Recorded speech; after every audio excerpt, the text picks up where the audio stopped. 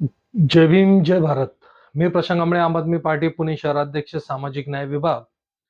सध्या महाराष्ट्राच्या विधानसभेमध्ये नेमकं चाललंय काय असा प्रश्न हा आपल्याला उद्भवतो.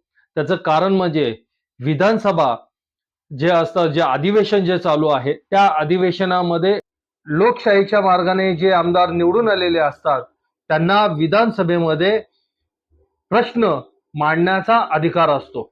विशेष अधिवेशन हे पावसाळी अधिवेशन असेल किंवा इतर अधिवेशन असेल, या ठिकाणी त्यांना बोलवले जाते आणि त्याच्यामध्ये जे काही नागरिकांचे जे प्रश्न असतील, त्यांच्या भागातले काही प्रश्न असतील, महाराष्ट्रातले काही प्रश्न असतील, ते मांडण्याचा अधिकार हा मात्र त्यांचा असतो. परंतु या अधिवेशनामध्ये किंवा विधान भवनामध्ये आपल्याला जे निवडून आलेले जे आमदार आहेत ते कुठेतरी असं वागताना दिसत नाही.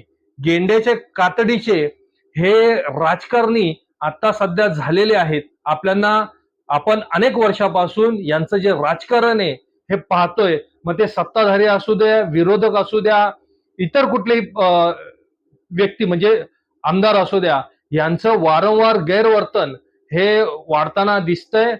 हा जो माज आहे हा कुठंतरी कमी झाला पाहिजे.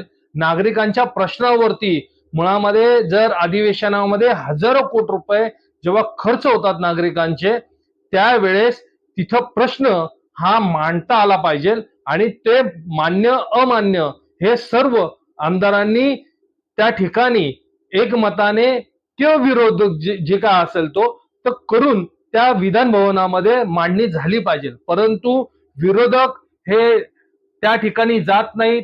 त्यांचे वेगवेगळे वर्तन हे आपल्याला वारंवार आढळून येतात.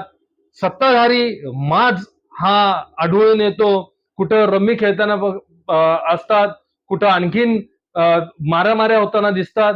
अशा वास्तूमध्ये जेव्हा मारामाऱ्या असतील, पत्ते खेळणं असेल, हनी ट्रॅप असेल, चुकीची भाष्य असतील, हे आपल्याला या आमदारांकडनं वेळोवेळी माज होताना दिसतोय.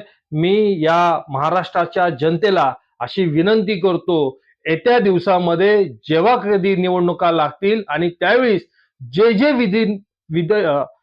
विधानसभेमध्ये आतापर्यंत जे गेलेले आहेत त्यांना कृपया लाचारीच्या विळख्यात न अडकता त्यांना निवडून देऊ नका, अशीच मी या ठिकाणी आपल्या सर्वांना विनंती करतो.